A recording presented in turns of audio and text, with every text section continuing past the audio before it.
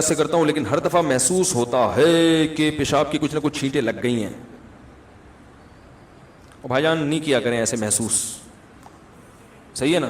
پیشاب کریں, احتیاط کریں, چھینٹیں نہ لگیں, پانی ڈالیں اور پتلی گلی سے نکل لیں. ہاں پیشاب فوراً نہ اٹھیں کیونکہ قطرات نکل رہے ہوتے ہیں, تو تھوڑا سا اطمینان ہو جائے, قطرہ نکلنا بند ہو گیا ہوگا تو بس چلے جائیں. یہ ایسی چیزیں اس میں اگر آپ پڑ گئے تو پھر قیامت آ جائے گی, آپ کو کبھی بھی سکون حاصل نہیں ہوگا اور ایسے پاگل ہو جائیں گے آپ. اور پھر یہ والا وہم کے علاوہ ایک اور نیا بھی شروع ہو جائے گا. پھر ایک صاحب نے کہا کہ میں وہ شلوار جب اپنی ناپاک دھوتا ہوں تو میرا ہاتھ گیلا دروازے پہ لگتا ہے, تو پھر وہ دروازہ ناپاک ہو گیا, پھر جس لوگ بھی اس دروازے پکڑ رہے ہیں ان کے سب کے ہاتھ ناپاک ہو گئے, پھر وہ انہی ہاتھوں سے کپ پکڑتے ہیں تو کپ ناپاک ہو گیا, اور پھر جب کپ ناپاک ہو گیا تو پھر پلیٹیں اور چمچے بھی ناپاک ہو گئے, پھر بیگم انہی ہاتھوں سے پلیٹ دھوتی ہے تو وہ جب دھوتی ہے تو وہ اس میں لگ کے وہ ناپاک ہو گئے. میں نے کہا بھائی جان اگر لوگوں کو پتہ چل گیا, میں بھی نفسیاتی ہو گیا کیونکہ ایسی باتیں سننے سے بھی آدمی پاگل ہوتا ہے, تو میں نے کہا ایسی باتیں سن کے مجھے عجیب سا کچھ ہو رہا ہے, اور اگر مجھے کچھ ہو گیا اور میں ڈاکٹر کے پاس چلا گیا اور لوگوں کو پتہ چل گیا مفتی صاحب نفسیاتی ڈاکٹر کے پاس ہے, میں نے کہا میرا بیان ہو جائے گا, میں بولیں گے تو خود بیچارہ کس کے پاس جا رہا ہے تو ہمیں کہاں سے. تو میں نے کہا میں اپنے آپ کو اس بیماری سے بچانا چاہتا ہوں, اور میں نے کہا میرے پاس اس کا علاج ہے 2 تھپڑ. جاؤ اللہ کے بندے اپنی شلوار دھو اور پتلی گلی سے نکلو, بس چھوڑو یہ کر کے دیکھ رہا ہے, بس تھوڑا احتیاط سے دھو لو, بس اتنی کافی ہے, زیادہ گہرائی میں نہیں جاؤ ان چیزوں میں. شریعت نے منع کی ہے. حضرت زین العابدین جو حضرت حسین رضی اللہ عنہ کے بیٹے تھے, وہ احتیاط کرتے تھے پیشاب کرتے ہوئے کہ کسی بوتل میں پیشاب کرتے تھے شیشے کے برتن میں تاکہ چھینٹیں نہ پڑیں تقوی کی وجہ سے. خود ہی پھر کچھ دنوں میں انہوں نے یہ عمل چھوڑ دیا. انہوں نے کہا جو مجھ سے بہتر تھے محمد صلی اللہ علیہ وسلم, انہوں نے یہ احتیاط نہیں کیا تو میں کیوں کروں. یہ پیسوں سے آئس کریمیں بھی کھائی جا رہی ہیں کیونکہ لڑکے کام کر رہے ہیں نا, ایک پروگرام کرنا ہے, سیرت کا جلسہ کرنا ہے, یا کوئی ورک شاپ کروانی ہے, تو اب اس میں لڑکے آ رہے ہیں, بیٹھیں گے, کھانا بھی کھائیں گے, کولڈ ڈرنک بھی پئیں گے, تو سارا کچھ پروگرام بالکل ہی زکوٰۃ کا بیڑا غرق ہو گیا. تو امام ابو حنیفہ کا موقف زکوٰۃ کے معاملے میں بہت مضبوط ہے کہ غریب کو مالک بنانا ضروری ہے.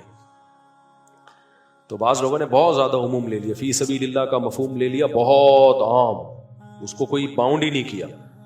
امام حنیفہ کی دلیل کیا ہے؟ للفقراء, اللہ کہتے ہیں لل یہ تملیغ کے لیے, فقیروں کے لیے ہے اور مساکین کے لیے ہے, والعاملین جو زکوٰۃ پہ مامور ہوتے ہیں ان کے لیے. تو یہ کے لیے میں کامل لیے جب ہی ہوتا ہے جب وہ اس کا مالک بن جائے. تو اباحت نہیں ہے اس میں, ملکیت میں داخل کرنا ضروری ہے, اس کی ملکیت میں یا اس کے وکیل کی. اگر آپ نے زکوٰۃ سے کسی کا علاج کرانا ہے تو غریب کو آپ یہ بول دو کہ تم کسی کو وکیل بنا دو جس کو ہم پیسے دے دیں. تم ڈاکٹر کو وکیل بنا دو جو تم پہ خرچ کر رہا ہے, ہسپتال کو وکیل بنا دو. جب وہ ہسپتال کو وکیل بنا دے گا تو جو پیسے ہسپتال کو دیں گے وہ اسی کے سمجھے جائیں گے. تو اس سے پرمیشن لینا ضروری ہے. سمجھتے ہو گے نہیں سمجھتے؟ اور کوئی مسئلہ کسی نے پوچھنا ہو؟ جی بھائی, یہ تبلیغ ڈرامے بازی ہوتی ہے. بعض لوگ یہ بھی کرتے ہیں کہ جیسے مجھے زکوٰۃ کھانی ہے نا, میرا دل چاہ رہا ہے, اب میں پیسے والا آدمی ہوں, مجھے زکوٰۃ لگتی نہیں. میں نے واسے کو بولا تیری نئی شادی ہوئی تو شکل یعنی غریب ہے تو ایسا کر, میں نے ان کو بولا اپنی 1 کروڑ کی زکوٰۃ اس کو دے دو, غریب ہے, اس کو مالک بنایا. میں نے کہا تو ہو گئی نا, اب تو مجھے دے دو, چلو ٹاٹا میں جا رہا ہوں. تو یہ سچی مچھی کا مالک نہیں بنتا, اس کو پتا ہوتا ہے کہ یہ ڈرامے بازی ہے. تو یہ ایک طرح سے اللہ کو دھوکہ دینا ہے. ہاں سچی مچھی میں کہیں تبلیغ ہو گئی ہو, غریب کو یہ پورا رائٹ ہو کہ میرے پیسے میں جب چاہوں لے کے بھاگ جاؤں, پھر غریب جس پہ چاہے خرچ کرے. وہ غریب کی ملکیت میں جب چلا گیا تو پھر غریب اس سے امیر کو بھی کھلا سکتا ہے, غریب کو بھی کھلا سکتا ہے. لیکن یہ جو ہیلا کیا جاتا ہے نا, یہ گھمایا جاتا ہے پیسہ, اس کو مالک بنایا, ہو گیا لا شاباش. تو بعض جگہوں پہ ایسا سسٹم چل رہا ہے, تو یہ سسٹم ہے, سسٹم نہیں ہے, یہ ڈرامے بازی ہے. اور کوئی سوال؟ بھائی آج ہمارا درس تو سارا اسی اشکال کے جواب میں رہ گیا, لیکن کل ہم پڑھیں گے انشاءاللہ. اب آپ کہہ سکتے ہیں اس میں خواتین کے حقوق تو آئے نہیں ہے. اللہ میاں نے بہت سارے حقوق بیان کیے ہیں, پھر موقع ملا تو انشاءاللہ ہم, یہ تو وہ حقوق تھے جو لبرل طبقہ دینے کی کوشش کر رہا ہے, جو میں نے کہا یہ والے ہیں نہیں. اور کون سے حقوق ہیں؟ بہت سارے حقوق ہیں اس میں. نام ہی اللہ نے سورہ نساء رکھ دیا. ان میں سب سے اہم ترین حکم جو اللہ نے بیان کیا, لا یحل لکم ان ترثوا النساء کرہا. اسلام سے پہلے عورت کی شخصی ملکیت سمجھی نہیں جاتی تھی. یورپ میں تو اب آئی ہے 100 سال پہلے, اس سے پہلے تھا ہی نہیں. تو اللہ نے کہا عورت کے پاس جو پیسہ ہے وہ اس کا ہے, وہ اس کے شوہر کا نہیں ہے. اس کو باپ سے جو وراثت ملے اس کو دو, وہ اس کی ہے, وہ تمہاری نہیں ہے. عرب یہ کہا کرتے تھے کہ جب اس کی ساری ذمہ داریاں ہم پر ہیں تو پھر اس کا کیا ہے. آج بھی غریب علاقوں میں نا بہنوں کو جائیدادیں نہیں ملتی, وہ کہتے ہیں بھائی یہ تو اپنے سسرال چلی گئی, گھر چلی گئی. تو اللہ تعالیٰ نے بہت سخت پابندی لگائی. اور دیکھو عورت کو آدھی وراثت دی ہے لیکن بچائی پوری آدھی ہے, مرد کو ڈبل دی ہے لیکن خرچہ اس سے ڈبل سے بھی زیادہ کروا دیا.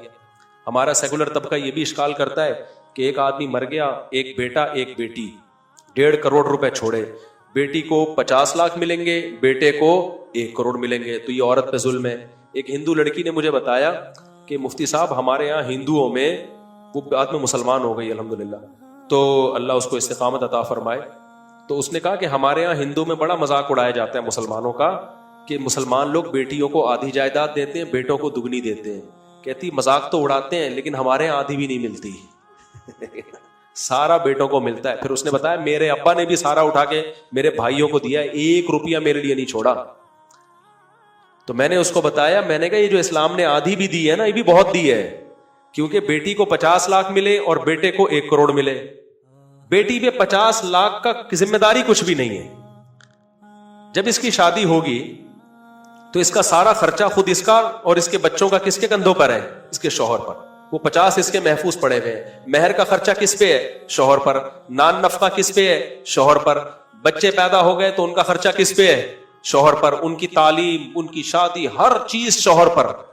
وہ جو بیچارے کے 1 کروڑ تو بڑھ گئے, جو اس کو 1 کروڑ ملے تھے, گیس کا بل کون دے گا ساری زندگی, اس کا شوہر دے گا. بجلی کا بل کون دے گا, گالیاں نکل رہی ہیں میرے منہ سے, وہ دے گا بے غیرت, استغفر اللہ.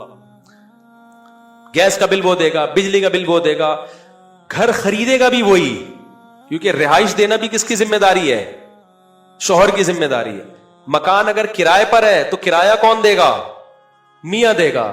تو کیا احسان کیا 1 کروڑ دے کے اس کو, وہ کہے گا دی 1 کروڑ ہے اور ذمہ داریاں مجھ پہ 20 کروڑ کی ڈال دی ہیں, اور اس کو 50 لاکھ دیے. وہ 50 لاکھ میں کوئی اس کے ساتھ شریک بولو نہیں ہے. سمجھتے ہو گے نہیں سمجھتے؟ تو وہ ہندو لڑکی زیادہ سمجھدار تھی. اس نے کہا کہ ہمارے یہاں تو آدھی بھی نہیں ملتی, اور ابھی بھی ایسے ہی ہے. انگریز بھی یہ کہتے ہیں کہ مسلمان لوگ بیٹیوں کو آدھی وراثت دیتے ہیں. انگریزوں میں بھی 1% بیٹی کو نہیں ملتا. مرد پر ہے, بیٹے کو دینا چاہے, بیٹی کو دینا چاہے, گورنمنٹ کو دینا چاہے, کتوں کو دینا چاہے. اسلام نے تو حق دیا ہے بھائی, لازمی ملے گا. باپ اگر بیٹی کو محروم کرنا چاہے تو محرومی کا آپشن ابا کے پاس نہیں ہے. آپ حیران ہوں گے جب آپ فقہ پڑھتے ہو نا, جس کا آج لوگ مذاق اڑاتے ہیں, فقہ شکہ کچھ نہیں ہے. فقہا نے جو قرآن و سنت کو ایکسپلین کیا ہے نا, وہ خاندانی ایکسپلین کیا ہے. فقہ کی کتابوں میں لکھا ہے کہ ایک مرد نے اگر مرض موت میں بیوی کو طلاق دے دی, وہ بیمار ہے اور اس کا امکان ہے مر بھی سکتا ہے اور بچ بھی سکتا ہے, اب ڈیورس دے دی اور مر گیا, وراثت اس کو پوری ملے گی بیوی کو جو بنتی ہے. یہ سمجھا جائے گا کہ کمبخت وراثت سے بچنے کے لیے طلاق دی ہے اس کمبخت نے, ٹھیک ہے نا. دینی تھی تو پہلے دے دیتا. تو وراثت سے محروم کرنے کے لیے کیا کر رہا ہے, یہ طلاق دے رہا ہے اس کو.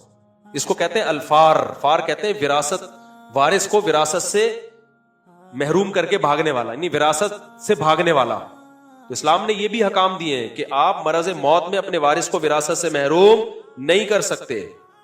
ہاں اگر آپ بچ گئے پھر دیکھا جائے گا کہ بھائی یہ رکھنا ہے یا چھوڑنا ہے, ٹھیک ہے نا.